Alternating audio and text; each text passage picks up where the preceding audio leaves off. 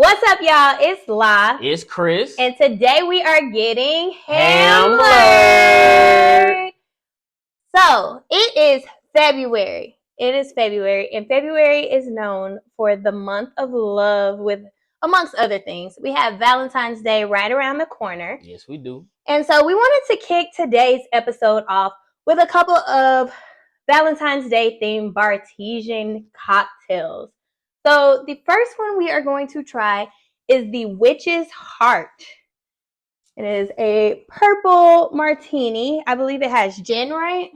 No, actually, this purple one has It's just vodka. It's just vodka. Okay. Okay. We have vodka. So we are going to try this one. As we said before, we really love the Bartesian for the fact that we like a good cocktail, and sometimes you just don't feel like pulling out your bartending tools and all of that, cleaning everything up. So we love it. Super simple. Let's try it. All right. We have just spark. It's purple. It got some sparkly stuff in there. I really like how they've been doing that. They still make sure that even though it's a really quick, it's like Keurig for drinking, they still make sure the presentation is still there. So this has like glitter speckles in it. I absolutely love that. Let's try it.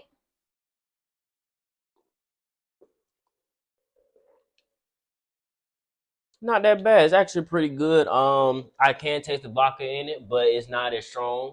The flavoring, I really do like it. It's very, very good. What you think? It tastes like grape Kool-Aid, honestly. Okay. And vodka. So, I mean, I think I'm up. Oh, it actually says it has water, sugar, white grape juice concentrate. I don't love it. It's like, if I had to rate it, I'd say maybe a 5 out of 10. It is good, but like you said, you can taste the vodka. And it just tastes like grape juice to me, honestly. Grape juice and vodka. I think she just said it because she read that. I don't really taste the grape juice in it. I do taste a hint of grape, but not really juice. But I will give it a 6 out of 10. Like I said, it tastes good to me. It's not my best. I mean, as far as other ones that I've tasted, but it's pretty good. I wouldn't. It'll get drunk. It's nothing I'll throw out. Pause. I did not say. I said it tastes like grape. Then I read it. So let's just be clear, y'all. I called it. I knew it. It was like I said grape, and then I saw it on the ingredient box. And so that was the Witch's Heart. It's like a grape vodka. It ain't bad. Next up, we have the Cupid's Arrow. Now this one is gin, right? This is the forbidden gin. I'm not optimistic about it. Of anybody who knows me, I do not like gin. I can't stand it. It sucks. It's bad. I'm sorry. I hate it. But as we search for like the best drinks, we agreed we would be open-minded. We did. So we're gonna be open-minded, and so I'm actually kind of like, I didn't know it was gonna have gin, but since we're here, you might like it. You might change your mind. I doubt it. No, we're gonna see. We're gonna see. Okay, so again, this one is called Cupid's Arrow. It is primarily, or it is gin. I don't see any speckled flakes. Interesting. Don't really smell no gin in it, but we'll see. Cheers. I like it. I like this. So it tastes almost like it has grapefruit or something in there. I do not taste the gin. It's good. I like it. I will order it. It's really good, actually. I don't take, and that's the best part about it. I do not taste the gin, because if I did, I promise you, it probably would be nasty. But looking at the box, you know, it has a hint of strawberry and guava in it, and with lime, so it is real fruity flavors in it. So, oh, I like that. I like it a lot. Yeah, I definitely be using this pot. I give it that, but I make sure I make it regular, not strong, because it. Telling you, if I taste that gin, it's over with. Okay, so the people want to know, Chris. I'm the people. Okay, so when you saw me, did it feel like you got struck by Cupid's arrow? When I saw you in person? Yeah, your first time you ever laid eyes on me. No. No. Nah. I don't even know what that. I don't even know what that feels like to get struck by. Nah, I did. I was a little struck when I saw you. I was like, who that right there? But yeah. I see. I was just wondering since we was drinking Cupid's arrow.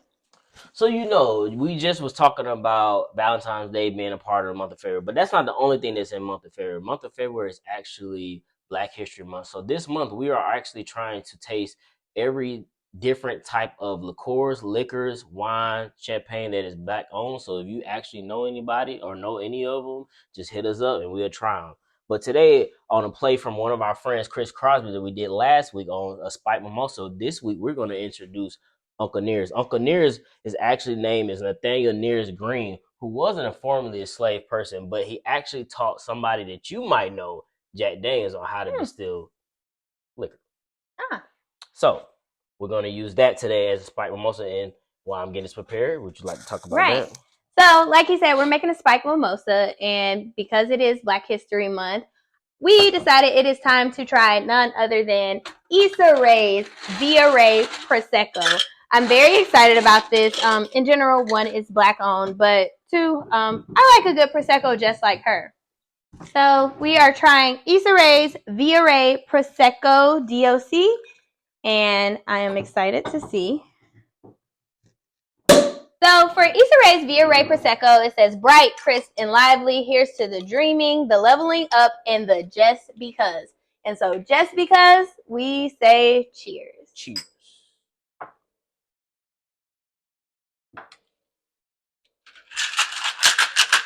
I think I like it. What do you think? I like it. It's some champagne that it's worth me taking. Popping maybe if it's New Year's or something like that. So it's only I was gonna say it's not like rough. It's really smooth, or in general for a champagne, I should say. It doesn't have a bad aftertaste, so I think it's really good. And then it's only $20, so I think it's a really good one to try. So for this Uncle Nearest Spike Mimosa, we are putting a half an ounce of Uncle Nearest, a half an ounce of Grand Marnier, which from last episode, Grand Marnier is an orange-based cognac liqueur. And then we're going to put 2 ounces of orange juice, and we're going to fill the rest of our drink up with our Via Rae Prosecco. So let's try it. Let's try it. Get Hamlered.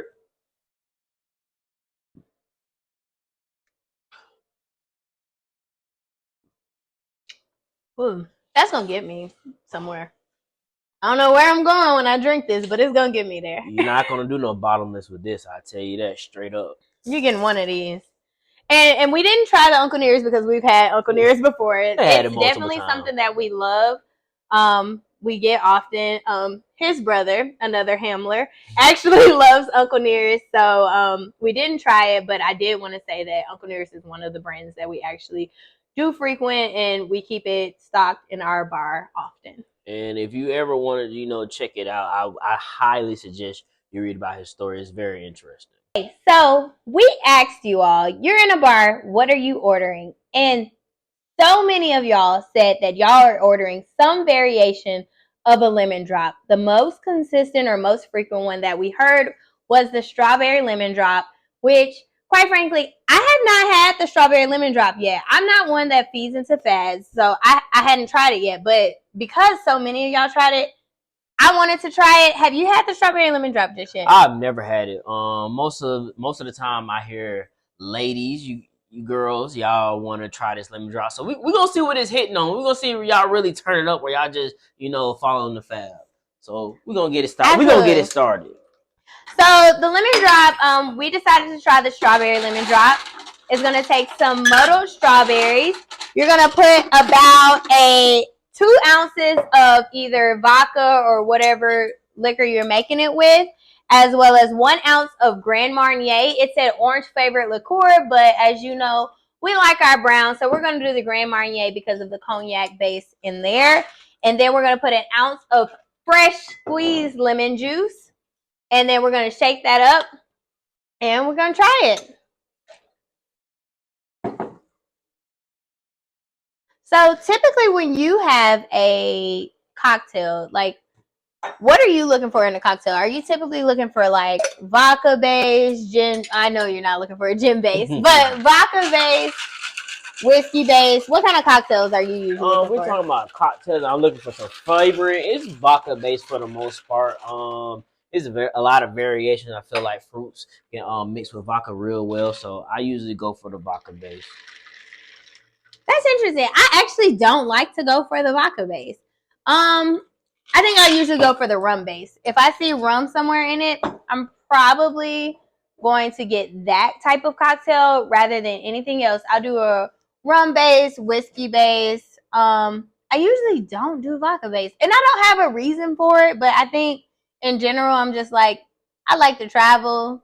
I'm gonna go for the rum. It makes me feel like I'm in somebody else's island. But again, like Lafanique said, a lot of you guys have, requested us try this, but a couple of you actually requested us to try it with, Reposado tequila. So we actually do have this. So yeah, we have both the vodka version and we have the Reposado version. So like you said, I'm trying vodka. He's trying the Reposado, and then we're gonna switch it out. See what this thing talking about.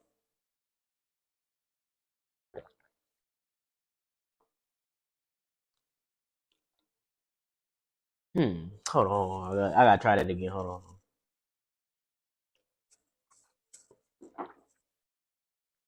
on. What you think? Pretty good. I can see why you ladies, pick lemon drop as your choice of drink. You can't really taste the liquor in this one. And like when you asked me earlier, you asked me, which spirit base I would like to mix with drinks. And I said vodka. And the reason being is because for whatever reason, vodka tends to mix better, whether you're using, some type of fruit drink, some type of, just, sweetness into it. It adapts to it very well. And that's why I normally will go with a vodka base because I can't taste the alcohol. Whiskey is very strong, so it kind of bleeds through the type of whether it's liqueur or some type of fruit or some type of mixture you drink. Whiskey tends to bleed through, so you can taste the strongness of it. And so, as far as me trying to get a mixed drink, I usually go with the vodka base because it just adapts very, very well. Okay, so out of these two, between the strawberry lemon drop vodka and strawberry lemon drop tequila, you're choosing the vodka one? I'm choosing the vodka one. Like I said, when I tasted the tequila, I could actually taste a little bit of tequila, but like I said, when I hit the sugar of the rim, it went away.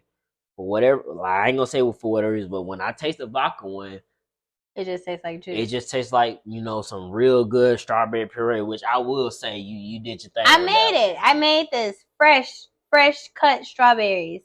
Not from the garden, but I wanted to lie and say it was the Reposado. But like you said, for those of you who don't know, when you think about vodka, vodka is just the grains distilled straight. So vodka is the water of the liquor world. No flavor, nothing added. When they start adding herbs and other things, other flavorings, that's where you get the gin.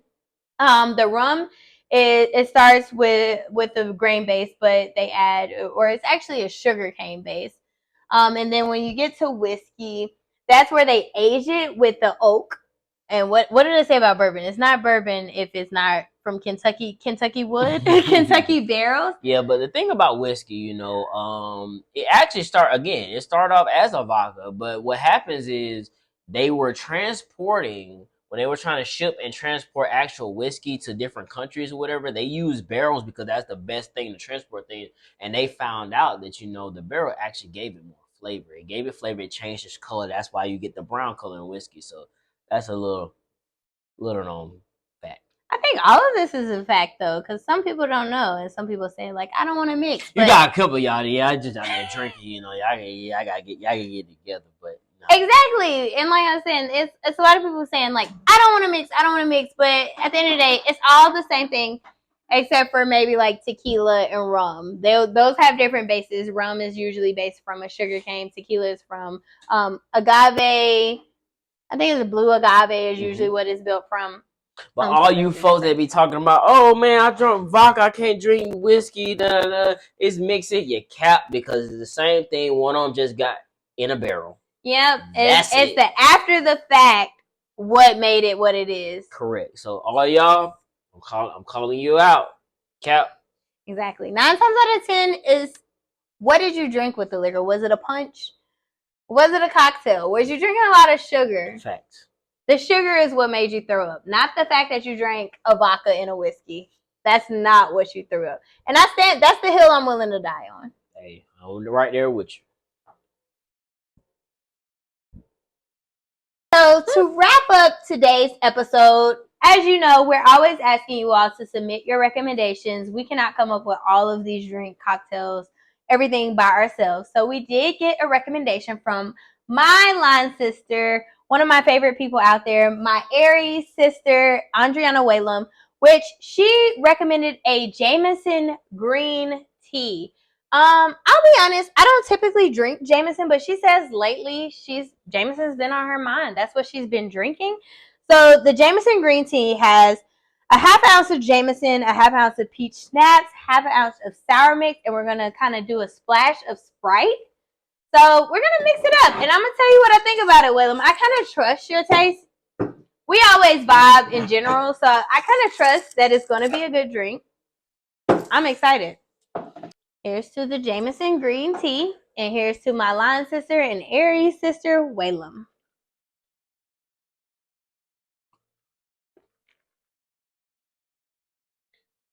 Oh, she onto something. She's trying to get hammered, cause she onto something. I like that. I do like it. So I done had Jameson plenty of times on his own. It's pretty good. It's a pretty good scotch, but I think it does give the hint of the green tea, and it looks like it too. But I think the Sprite is what takes it over the notch, because it completely eliminates the taste and the feel of Jameson. This had my approval, for real. I completely agree. 8.5 out of 10 for me. Okay, yeah. I'm giving this a 9 for real. I mean, I am a whiskey person. I can drink this stuff, but I never heard of green tea. I've never heard of this ever. Whalum, you did your thing. Shout out to you. This will definitely get you hammered. Thank you. So that wraps up today's episode. As you know, we are on search for the best cocktails. Our passion is, I won't say it's our passion because that sounds a little drinky, but we do in fact want to find the best drinks out there. So continue to send us recommendations. I promise we are going to try them. Even if we don't post them the next week, we are going to get to them. We're going to try them. And we're going to let you know what we think. And we're going to let all of you know what we think about what you send us. So continue to send us your recommendations. And until then, continue to get hammered. And make sure you guys like, comment, and subscribe to all our platforms. We really do appreciate it. Absolutely. Thank you.